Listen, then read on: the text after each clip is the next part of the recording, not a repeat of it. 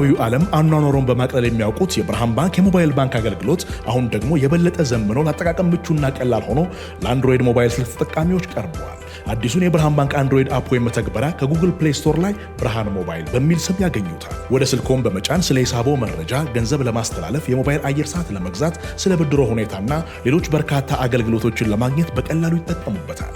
ለበለጠ መረጃ በአቅራቢያ ወዳለ የብርሃን ባንክ ቅርንጫፍ ጎራ ይበሉ። ብርሃን ባንክ እንደ ስማችን ብርሃን ነው ስራችን። ያው ከዚሁ ጨዋታ ግን ሳንወጣ ወደ ሪያል ማድሪድ ደግሞ እናቀናና የኪሊያን ምባፔን ጉዳይ እንመልከት።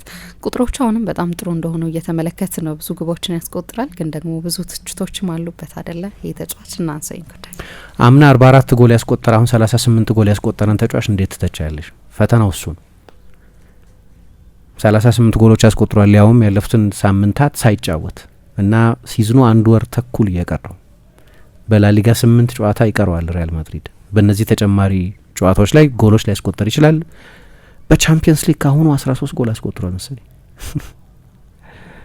በ8 ጨዋታ 13 ጎል አስቆጥሯል። በየ56 ደቂቃው አንድ ጎል ያስቆጥራል። አይመችም እንደ አይነቱን ተጫዋች ለመተቸት ቁጥሩን ብቻ ከወሰድሽ። ግን ደግሞ ይተቻል። በተለይ ከቅዳሜው ጨዋታ በኋላ ብዙ እየተተቸ ነው። ምክንያቱም ሪያል ማድሪድ ደህና ነበር ከዛ በፊት፣ እሱ ተጎዳ። በዛ መሀል ሲቲን ያሸነፉባቸውን ጨዋታዎች ጨምሮ በላሊጋም አይ ቲንክ 3 ተከታታይ ጨዋታ በጠቅላላው 5 ተከታታይ ጨዋታ አሸንፈው ስለነበር እነዛን ድሎች ደግሞ ያገኙት ያለ እምባፔ ስለነበር አሁን እሱ በተመለሰበት በመጀመሪያው ጨዋታ በጣም ወሳኝ ጨዋታ ነው።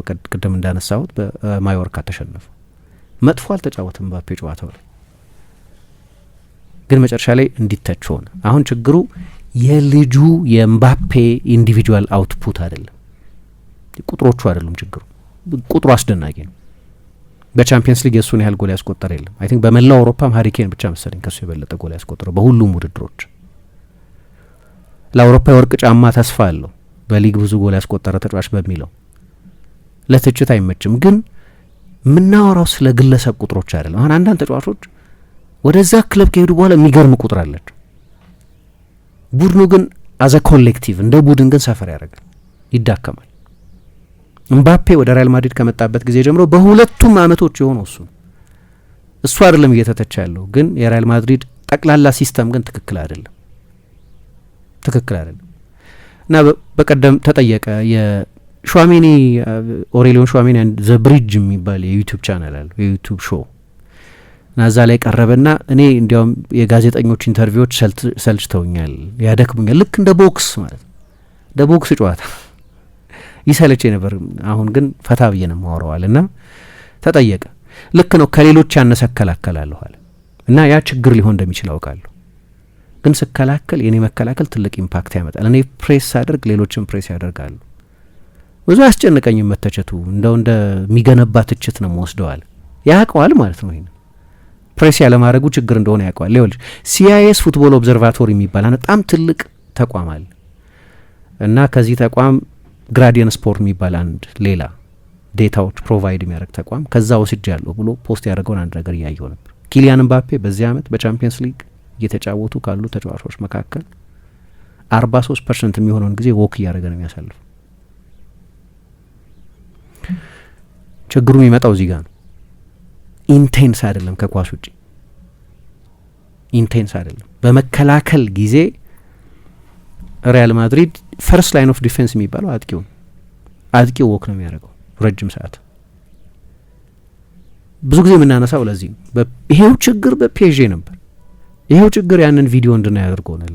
ሉዊስ ኤንሪኬ ለሱ ለብቻው በዛ የሚቲንግ ሩም ውስጥ ሲነግረው ተከላከል ሲለው ጎልማ እንዴት አስተምራለሁ ጎል ማስቆጠር ዓለም ላይ በሱ የሚደርስብህ የለም፣ አስደናቂ ተጫዋች ነው፣ ግን በሌላ በኩል አግዘኝ።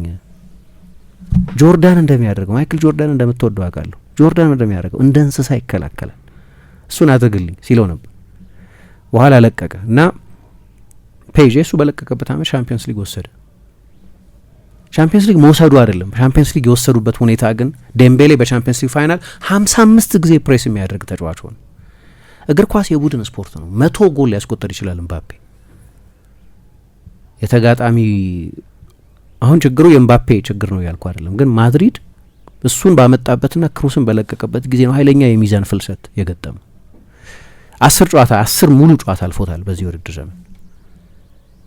እኔ ሌላ መጥቀስ ይችላሉ ብዙ ተጫዋቾች ስታይ እንዴ ምን ያህል ከዚህ በላይም 30 ጎል አሉ 40 ጎል አሉ የምንላቸው ሄዶ ግን ቡድኑን እንደ አዘ ቲም አዘ ኮሌክቲቭ ደካማ እንዲሆን ያደረጉ ተጫዋቾች ብዙ አሉ። ከዛ በግል ስታይ የተጫዋቹ ቁጥር የሚገርም ነው።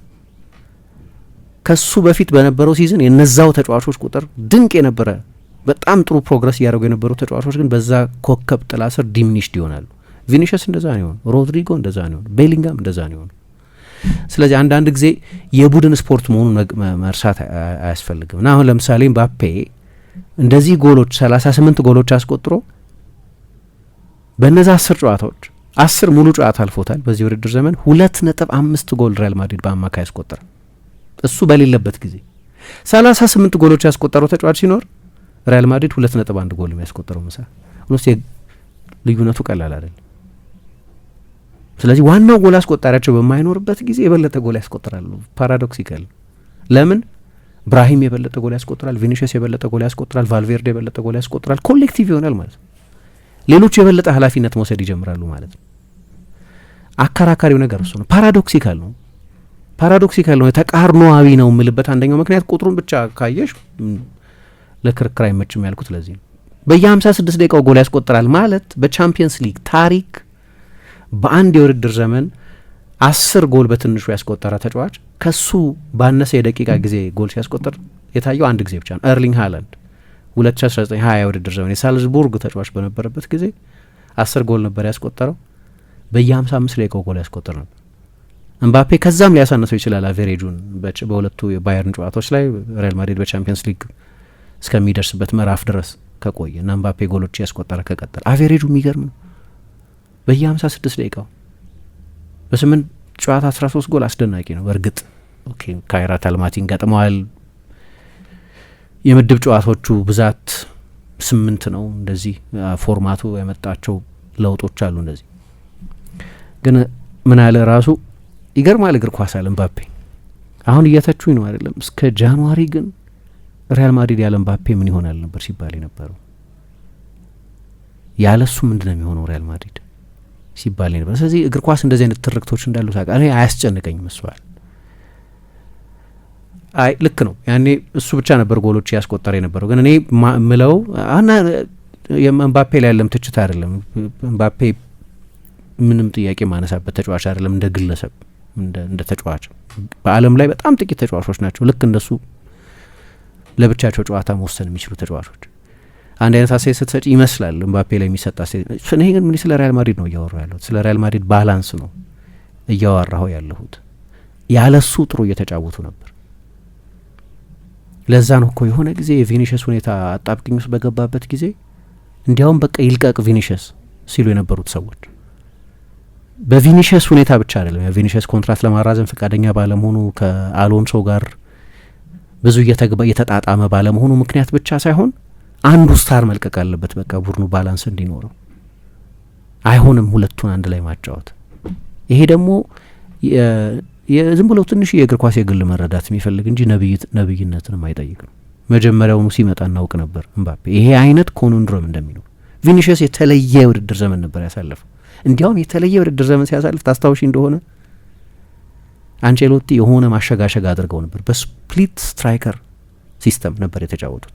ሮድሪጎንና ቪኒሽስን 2 አጥቂዎች ነበር የተጫወቱት። ያ ማለት ቪኒሽስ እምባፔ ከመምጣቱ በፊት በነበረው የመጨረሻ ሲዝን ከንጹህ የክንፍ ተጫዋችነት የበለጠ በክንፍ ተጫዋችነትና በ9 ቁጥርነት መሀል ቅልቅል ያለው ሚና ወስዶ ነበር ይጫወት የነበር። ኤግዛክትሊ እምባፔ ሚና ማለት እምባፔ ንጹህ የክንፍ ተጫዋች አይደለም፣ ንጹህ 9 አይደለም፣ በሁለቱ መሀል ያለን ኢንሳይድ ፎርዋርድ ነገር የበለጠ የመጨረሻው ሲዝኑ ላይ ሰው እንዴት ባለው እንደሆነ አላሸነፈም ያለበት ሲዝን እኮ ኦልሞስት ኤምባፔ የተጫወተበት ቦታ ላይ ነው የተጫወተው።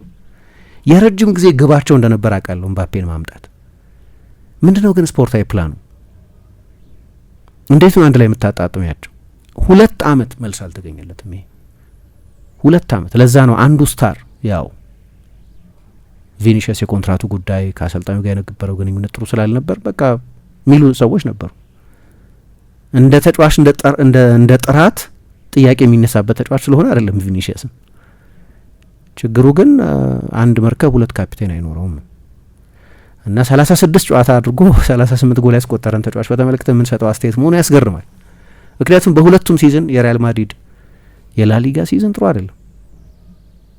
ይኸውልሽ የዛሬ 2 ዓመት ባየር ሚኒክና ሪያል ማድሪድ ሲጫወቱ ሪያል ማድሪድ ከባርሴሎና በ15 ነጥብ ይበልጥ ነበር። በ15 ነጥብ ይበልጥ ነበር። አልቋላል የ5 ጨዋታ ጋፕ ማለት ነው። ቤስት የላሊጋ ቡድን ነበር። እንዲያው 95 ነጥብ የያዘ አንድ ጨዋታ ብቻ አመቱን ሙሉ የተሸነፈ ቡድን ነበር። ለእኔ ደግሞ የሊግ ሲዝን የቡድኑን ስትራክቸራል ጤንነት የበለጠ ይናገራል። ቻምፒየንስ ሊግ ሞመንቶች ላይ የሚመሰረት ነው። ብዙ ጊዜ እንላለን ማድሪድ ያነበረው በዛ ጊዜ እምባፔ መጣ። ክሩስን አላስፈረሙ አልተኩትም። በሌላ ክሩስ የሚሰጠውን አይነት ክሩስን ማግኘት አትችም ሌላ ክሩስ ገበያ ላይ ግን እሱ የሚሰጠውን አይነት ተነጻጻሪ አገልግሎት የመስጠት የእሱ አይነት ካራክተሪስቲክስ ያለው ተጫዋች አላመጡ። ይሄ ችግር ግን አዲስ ነገር አይደለም። የፒኤስጂ በታሪክ የምን ጊዜ ምርጡ ተጫዋች ሊሆን ይችላል። ቢያንስ እሱ ኦፒኒየን እንኳ ቢሆን በሌላ ዘመን አይ ሙስጣፋ ዳሌብ ወይ ሳፌት ሱሲች ወይ ኔይማር ወይ ዌያ ወይ ጆርካይፍ ወይ ራይ ወይ ሊዮናርዶ ወይ ሌላ ተጫዋች ልትይዝ እንዳየሽበት ዘመን የሚወሰን ግን እንደው ቢያንስ በቁጥር የፓሪስ ሴንጀርሜን የምንጊዜም ከፍተኛ ጎል አስቆጣሪ ነው። በቻምፒየንስ ሊግም ከጀመረበት ከ2017 የውድድር ዘመን ጀምሮ ሌቫንዶቭስኪ ብቻ ነው ከሱ የበለጠ ጎል 77 ሌቫንዶቭስኪ እሱ 68 ጎል አስቆጥሯል። ቁጥሮቹን ዲቤት አላረጋቸውም ጨራሽ። ማድሪድ ውስጥ ግን ብዙ አልሰራም። እኔ አንድ ማየው ችግር ምን መሰለሽ የኔ ኦፒኒየን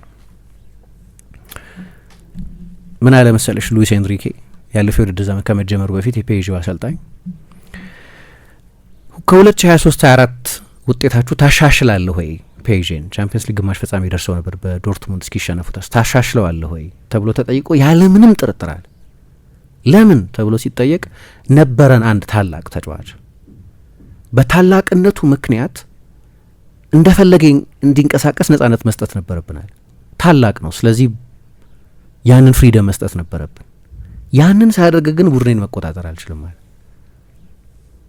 ኮንትሮልድ አይደለም ያኔ። አሁን ግን እያንዳንዱን ተጫዋች ኮንትሮል አድርገዋለዋል። ምክንያቱም ለምባፔ የምሰጠውን አይነት ላይሰንስ እንድሰጠው የሚያስገድደኝ ሌላ ታላቅ ተጫዋች የለም። ሁሉም ጥሩ ናቸው፣ ግን የምባፔ ደረጃ ላይ የለም አንዱም ተጫዋች። ለእኔ አሁን ይመቸኛል አለ ለማሰልጠን። ሁሉንም ኮንትሮል አደረጋቸዋል። ሁሉንም ኮንትሮል አደረጋቸውና የሚገርም ቡድን ሰራም።